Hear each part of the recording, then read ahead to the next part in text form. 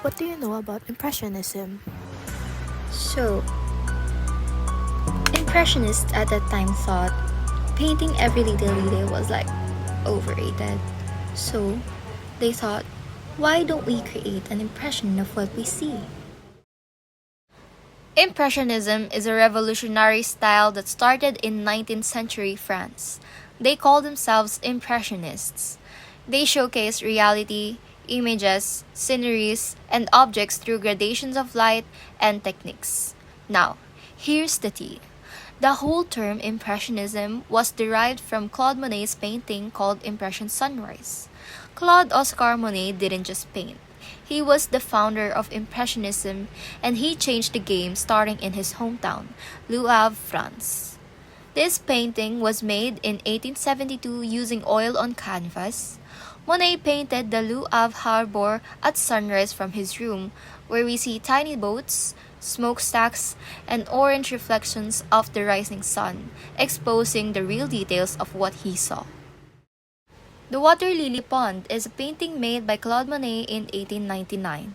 This was a part of his Water Lily series and was said to be inspired by the lily pond in the garden of his house. Now, this painting is linked to Imelda Marcos, a former congresswoman and wife of dictator Ferdinand Marcos, who was charged with ill-gotten wealth during his time. Known for her lavish lifestyle and massive shoe collection, she also acquired hundreds of valuable artworks using state funds. In 2014, the government was still searching for many of these paintings, while her former secretary Vilma Bautista was convicted of conspiracy and tax fraud for trying to sell some of these high-value artworks. Moulin de la Galette was painted by Pierre-Auguste Renoir in 1876. Renoir started painting at the age of 13 after becoming an apprentice to a porcelain painter. He is known for his gazy brushwork, vivid color palette, and interest in light, all of which he used to produce paintings of his favorite subject matter, people. This approach is evident in this painting. Dappled by sunlight, the figures are rendered in loose, luminous brushstrokes. Two Sisters was painted in 1881 by Pierre-Auguste Renoir using oil on canvas. In real life, the girls were not actually sisters. Jean Darlot, a future actress who was 18 years old at the time, posed as the elder sister. Unfortunately, the identity of the model for the younger sister is unknown. Edward Manet's Olympia was painted in the year 1863.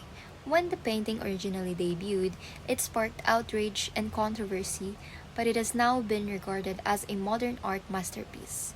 In addition, the woman is wearing a single slipper, which was a traditional symbol for losing one's virginity. Manet's painting, A Bar at the Folies Bergère, painted in 1882, was considered his last major work. He plays with perspective through the mirror behind the barmaid, creating visual ambiguities, such as a man reflected in the mirror who isn't seen in front of the bar. Camille Pissarro's Boulevard Montmartre at Night was painted in 1897. It is a part of a series capturing the Parisian boulevard at various times and conditions. This nighttime scene highlights the effects of artificial lighting, from electric street lamps to gaslight from shops, lamps of carriages, and their reflections on wet pavement. Late Afternoon in Our Meadow in 1887. The work shows Pissarro experimenting with pointillist or divisionist techniques. Small touches of color, juxtaposition of complementary use in lit versus shadowed areas. The painting was acquired in 2020 by National Gallery after being on loan since 2019. Well, can you please tell us what you know about Post-Impressionism? So, Post-Impressionism. Think of it as the afterglow after Impressionism. While Impressionists paint soft and dreamy, Post-Impressionists came in and said, let's show some real feelings. The real thing about Vincent van Gogh, he's basically the poster child of tortured emotion on canvas. I mean, instead of just painting a night sky, he was like, let me swirl this paint so hard you feel my anxiety. His colors scream louder than words, and every stroke feels like a diary entry. And that is Post-Impressionism at its rawest. Vincent's Sunflower was made in 1888 using oil on canvas with 92.1 by 73 centimeters, which is currently at the National Gallery in London, England. This painting is actually made to be decorated at his house in Arles, France, for a visit from his artist friend named Paul Gauguin. And did you know that he made multiple versions of this painting, 7 in total?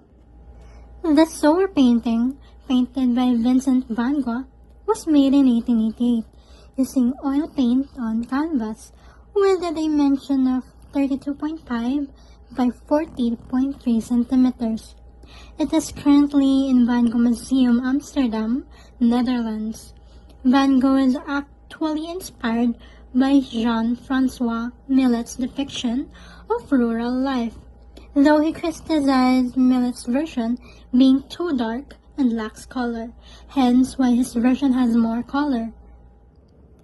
And then there's Paul Cézanne. He was less about the drama and more like, honey, nature is just geometry in disguise. He turned landscapes and still lifes into building blocks of modern art. Cézanne was actually the blueprint guy, the reason Picasso and Cubism even happened.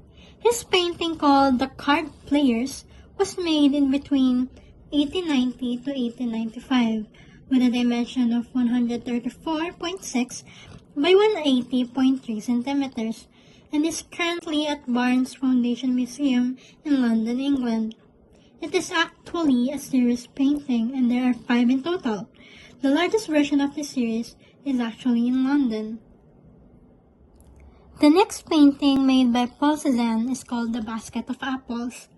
It is made in 1893 using oil and canvas with a dimension of 65 by 80 centimeters.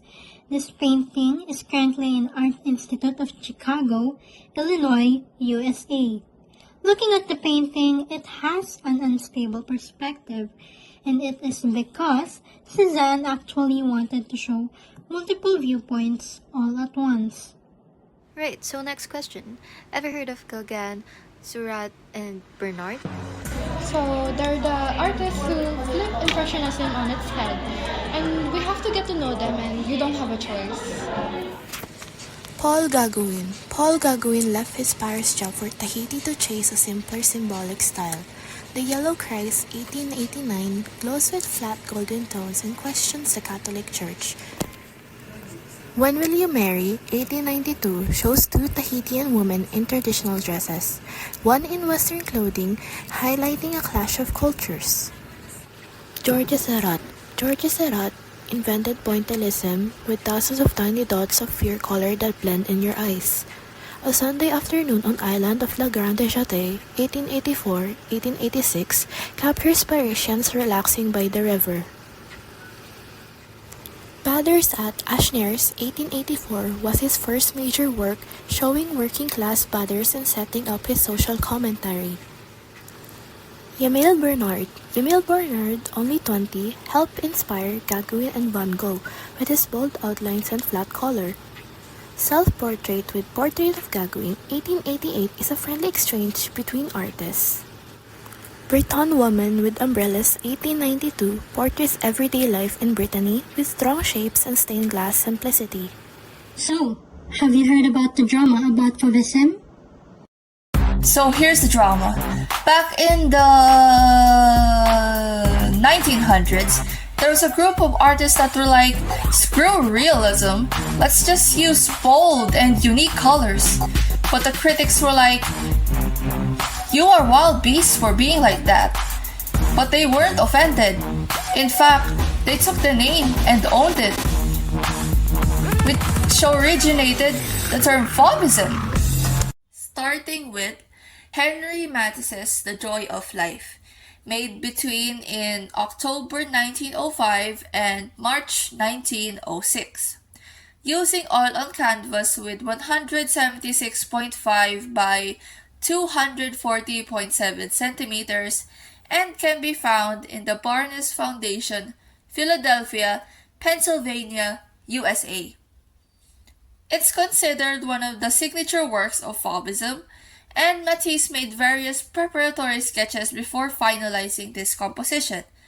The painting integrated mythic or Arcadian designs, presenting a pastoral, Eden-like vision with nudes in a landscape of trees, meadow, and a glimmer of water. It also sparked controversy when first shown at the Salon des Independants in 1906 because of its unusual, non-naturalistic colors and distorted spatial relationships. Another work of his was A Woman with a Hat, painted in 1905 using oil on canvas on 80.65 by 59.69 centimeters canvas, which can be found in San Francisco Museum of Modern Art, San Francisco, USA. When asked what was the actual color of the dress the sitter wore, he reportedly replied, "Black, of course." This played a major role in naming Fauvism. Critic Louis Vauxelles referred to the artist as Les Fauves or the Wild Beast, as it caused a scaled controversy when it was exhibited at Salon des Ottomans in 1905 due to its bold, non-naturalistic colors and loose brushwork. The other founder of Fauvism was André Derain, a friend of Matisse. This painting, entitled Charing Cross Bridge, made in 1906 with oil on canvas on 80.3 by 100.3 centimeters. It can be found within the National Gallery of Art, Washington, D.C., USA. In 1905, Derain was commissioned by the art dealer Ambroise Vollard to go to London and paint its city's landmarks. This was one of the results on that.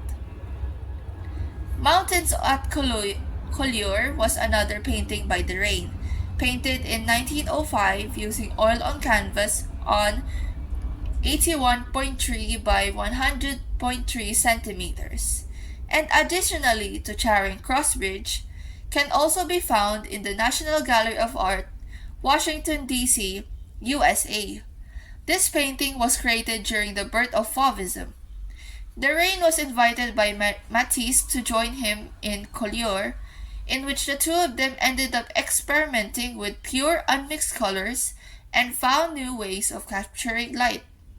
This also exhibited in Salon des Ottomans with Matisse's A Woman with a Hat, shocking critics by its non-naturalistic colors.